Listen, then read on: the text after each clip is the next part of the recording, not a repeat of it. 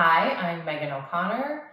I am a yoga teacher, a women's rights and social justice activist, and a proud mama.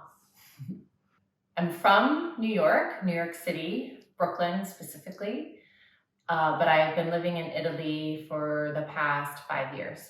Lived and worked in many different places around the world, and I also really love musicals.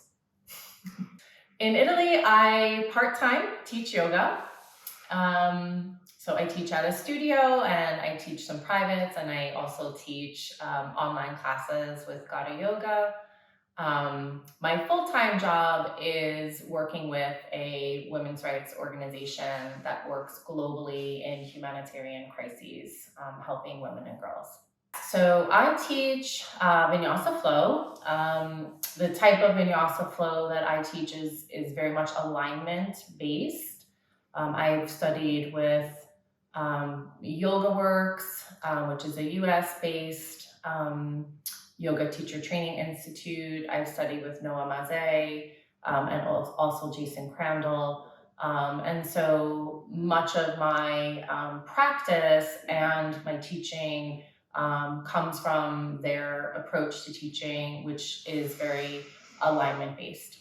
In my class, I endeavor really to be able to teach some of the foundational skills of a safe, alignment-focused yoga class. I give quite a bit of alignment cues in my class.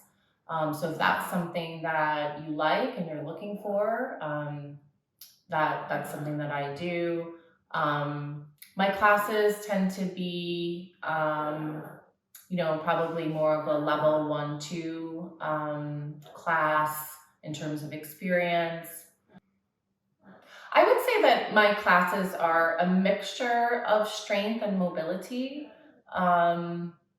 I do also think it's important that our practice is not just about physical movement, and so I always incorporate some breath work in the beginning of class, sometimes meditation, but I really do think that for many people who are accessing yoga, perhaps for the first time or the first few times, they're drawn to the physical practice part.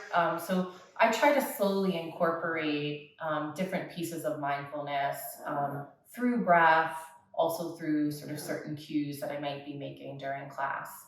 And I think another thing that is very important to me is this idea of what can we learn from our asana practice, from our practice on the mat, that then applies to how we navigate the world. One of the biggest barriers to a home practice, to a regular home practice, is time, and really carving out the time, because you're not necessarily going to a physical space and having the discipline to do that. So I think if you're just starting a home practice, it's nice to start with shorter practices, sort of building up sequentially to longer ones once you sort of have established a rhythm. I think the other thing to think about is that, the Gata Yoga app has many different types of practices. So, even meditation and breath work are doing yoga. So sometimes we also have to broaden or widen our notion of what it means to be doing a yoga practice. So maybe it's also looking at, some days I do asana, some days I choose to do something else. Maybe that's breathing for 5 or 10 minutes, or a meditation for 5 minutes. And that still means that you have practiced your yoga. I get so much joy out of teaching, and so I really look forward to seeing you on the mats, and hope to see you soon.